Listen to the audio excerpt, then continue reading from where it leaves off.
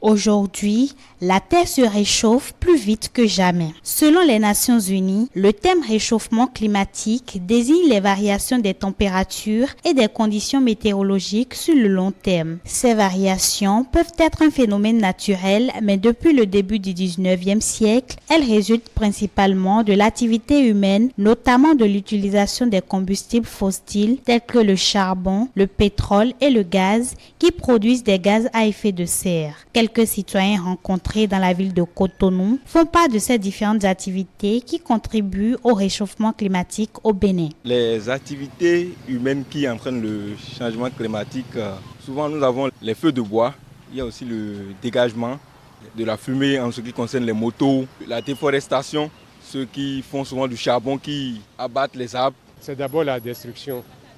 On détruit tout sans rien reconstruire.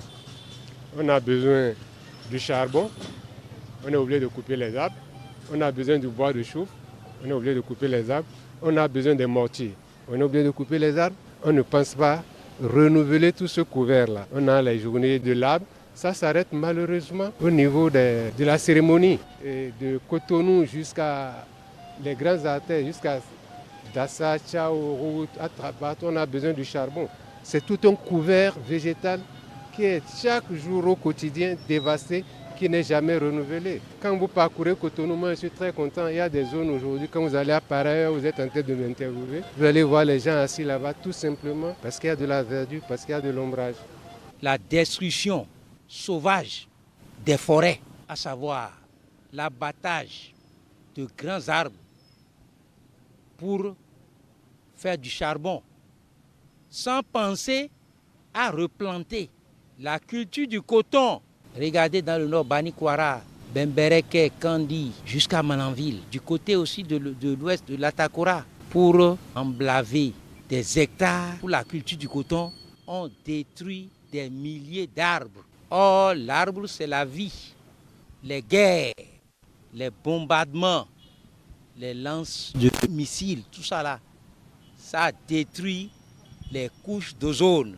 C'est pourquoi, dans le climat aujourd'hui, il y a d'irrégularités. On a la pluie en pleine sécheresse. Il propose par ailleurs des approches de solutions pour limiter les dégâts. Pour y remédier à ça, nous devons sensibiliser la population pour qu'ils puissent maintenir les engins en état, aller réparer souvent les motos pour éviter que ces motos dégagent de la fumée, ce qui va entraîner ces dégâts pour le climat. On peut commencer par planter des arbres pour limiter l'avancée du désert. Et les pays sahéliens l'ont compris déjà, ils le font. Nous aussi au Bénin, on doit le faire. Pas seulement des arbres, mais des arbres fruitiers. Et là, je crois que nous allons à petits coups amoindrir les effets néfastes issus de la destruction de l'environnement. Revenons dans les zones à forte pression de coton. L'usage de l'engrais minéral contribue fortement à la dégradation de l'environnement. Le cas de Banikwara aujourd'hui en est un exemple très palpable. Les écarts thermiques au niveau de Banikwara, du fait du changement climatique, du fait de la qualité des sols, posent un problème. Le paysan de Banikwara est obligé de se rendre à Kandi ou ailleurs pour acheter son maïs. Or, à côté, il y a par exemple le coton bio qui se cultive avec les engrais organiques. Tous les produits bio sont possibles. Donc moi je pense que quand même ce problème de protection de l'environnement n'est pas seulement une question qui concerne l'État. L'État a beau mener tous les combats possibles. La presse également aurait tout fait, participer à toutes les sensibilisations politiques. Il faudrait faire en sorte que chaque citoyen, que chaque homme s'approprie d'abord la nécessité de produire des arbres, de protéger son environnement, de moins utiliser les sachets plastiques, d'être convaincu que l'usage des sachets non biodégradables contribue sérieusement au changement climatique.